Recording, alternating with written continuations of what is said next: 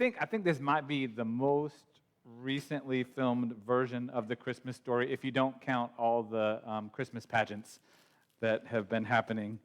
Um, and I didn't even know this existed until last Sunday. This past Sunday, a number of you came up to me in worship to say, hey, I just watched this show on TV. It's called Kevin Costner Presents the First Christmas. And by and large, everyone I talked to was surprised, first of all, that Kevin Costner was presenting a Christian television program. I mean, baseball, Kevin's your man. If you need a 3-hour epic about a mail carrier on a horse, Kevin's your guy. If you got a lot of cowboy hats, put them on Kevin. But Kevin Costner and Christmas, especially a show that provides both a scholarly and a very faith-based telling of this story, I didn't see that one coming. Anyone else see that coming? When you think of Christmas, like I think of no, we don't. And even watching it, there were things that I didn't see coming, like the birth of Jesus. You know, instead of the traditional angry innkeeper and stable, they followed the current scholarly consensus that it wasn't an inn that was full of travelers, but rather what was full was the family room of a relative's house. Kataluma is the word in Greek. The kataluma is this space in a family's house for receiving guests and for resting and inviting them in. And most likely, it wasn't even a stable, but rather a cave-like space that was built into the rocky geography that surrounds Bethlehem, that's where Mary and Joseph found a place to lay their heads. What's more, it was likely Jewish law that forced them into a separate space. There are strict purity laws in the Old Testament about giving birth that would have made it difficult for them to be around other people. And there was a herd of shepherds in this program. There were so many things I didn't see coming, and it made for a beautiful and faithful moment. A reminder that Christ's birth maybe wasn't such a lonely affair, but one surrounded by love and community. I've been thinking a lot about a phrase this year, the phrase, I didn't see this coming. There have been quite a few things in the world lately that I don't think any of us saw coming. I know from speaking with you over the past weeks and months that many of you have had life events that you didn't see coming, hard things. We all have. I've experienced quite a few things I didn't see coming, some good and some not so good at all. One thing that happened this year, it makes me smile, but that I didn't see coming was sitting at dinner with some of you on a Wednesday night and watching songs from K-pop Demon Hunters on the TV in the Sunday school classroom. The kids in the room were all singing along to the songs, and even some of the adults, I won't call you out tonight. This show is something that I don't think anyone saw coming, and depending upon your perspective, that's either a good thing or a not very good thing. I think it depends on how many times you've heard the songs in the car on a trip. It's interesting, though, the story of how this was made. Like, no one saw it coming. Everyone underestimated the global force that K-pop Demon Hunters would become. Sony made the movie, and they're like, yeah, it's nice and cute, but it's not going to make much noise. It's not going to make us much money. So they sold it to Netflix for $20 million. And in movie studio land, $20 million is chump change. It's like, hey, we don't even want to deal with the marketing for this. You can have it. Did anyone here think they were going to go out and buy like K-pop Demon Hunter Christmas toys for family members this Christmas? Because if you did, you wouldn't find any. Maybe some clothing tie-ins, because that's easy to turn around. But toys take 12 to 16 months. And when they were coming out with this show, no toy manufacturers thought it was worth making toys. They didn't think anyone was going to be interested in this show. So there are no traditional toys for Christmas for people to go out and buy up. And it's going to be another 12 months before they come out. So you can get on a waiting list if you'd like to get some K-pop demon hunting figures when they do come out. Meanwhile, if you didn't know, the fictional Saja Boys became the highest charting K-pop band in Spotify history, even bigger than BTS. Who knows the top song that they had out? Anybody? What do you got, Quinn? Soda Pop is right. It's a banger. Soda Pop, their top song. The girl, if you didn't know, the girl group Hunter X, it beat them out, becoming the highest charting K-pop group ever. They got the first Billboard #1 for a girl group since Destiny's Child. Y'all remember then? Yeah. And who knows the song that they hit that went top? You got it? Golden. That's right. Golden. And the film now is, and also it's the first soundtrack of a movie ever to have 4 top 10 singles at the same time on the Billboard Top 10. It's the most watched Netflix film of all time. It's not even close. They put it in theaters for 2 days and they made that $20 million. They doubled the $20 million that they paid to Sony in one weekend. And who saw this coming? No one saw this coming, which is a good thing for Netflix, but if you're Sony, especially the people who made the decision to sell it to Netflix, it's not very good at all. But that's life, right? We get hit with things all the time that we didn't see coming, some good and some not very good at all.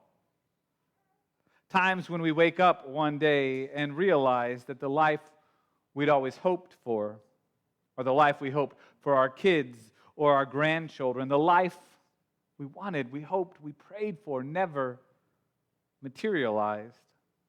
Our hopes were never realized, or we lost out on the job we'd hoped for, or we get the diagnosis that leaves little room for hope in our lives. Life can turn on a dime and things can get dark indeed, and it can feel like hope has gone out in our lives. Has anyone ever been there? Left without hope, struggling, trying to find your way. Maybe some of us are there right now, or we know someone who is. And when you're left without hope in your life, it's hard to find peace. I mean, today, some days, it's hard to look at the world and have any sense of peace. War continues to rage. Families continue to go hungry. Our country continues to lead the economically developed world in mass shootings. And every time one of those shootings happens, what do we all say? No one saw this coming. We're experiencing a global anxiety epidemic that's only been amplified since the COVID outbreak, particularly among young people. Anyone here ever struggle with anxiety? Know someone who has? It's hard to find peace when your mind, heart, soul, and strength are worn out from that struggle. And peace seems to fade away.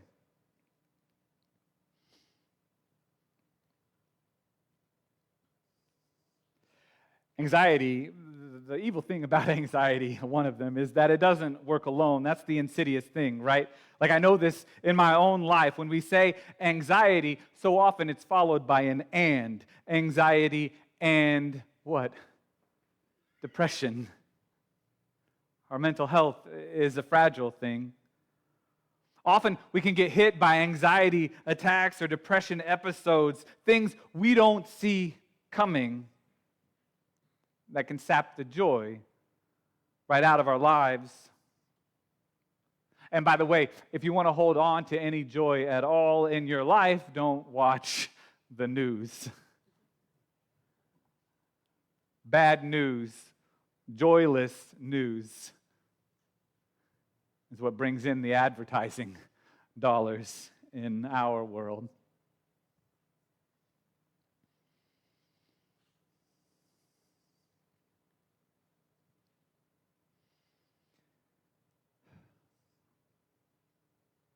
In the immortal words of Will.I.am,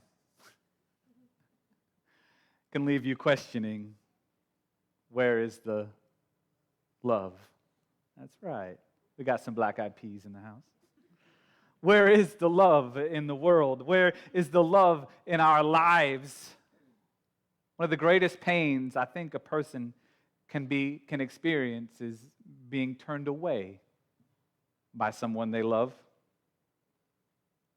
Especially when you didn't see it coming. Someone that you thought loved you, that you loved, and yet they've walked away. Anyone know someone ever been in a relationship that falls apart and everyone is left saying, none of us saw that coming? None of us thought their love would ever die. And it does. It happens to all of us. It's easy to get ourselves in a spiral, and the next thing we know, we're living a life with no hope, no peace, no joy, no love. When it feels like we've got too many battles to fight, and the battles, we're just losing them left and right. We've all got our struggles. We've all got our demons. That's why I'm thankful for you all. That's why I'm thankful that we're here tonight on this night, because we've all had things happen that no one saw coming. We've all battled our demons this year. And tonight reminds us that all is not lost. That even though there are times when it feels like all hope, all peace, all joy, and all love are gone, all is not lost, because who remains? Christ.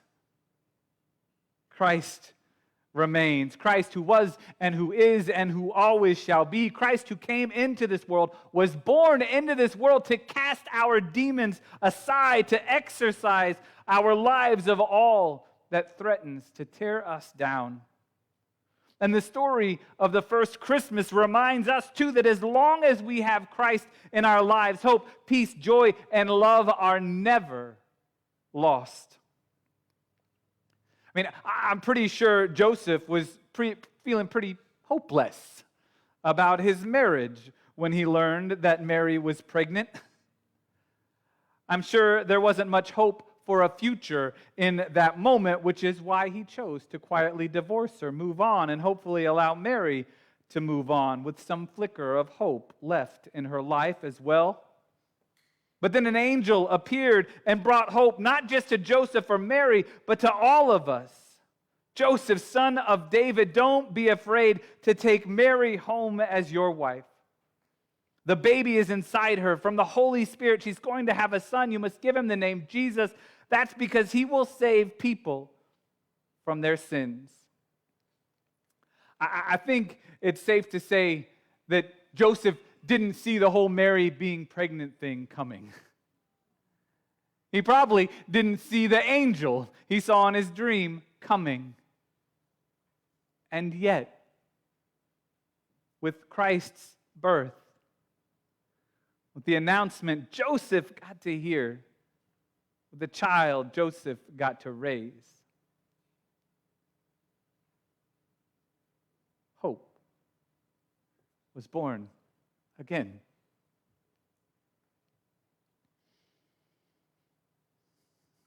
And Mary, I can't imagine Mary's journey to Bethlehem was peaceful, or failing to find somewhere to spend the evening when she was ready to give birth at any moment. I mean, I've never done it, but I know someone who has given birth.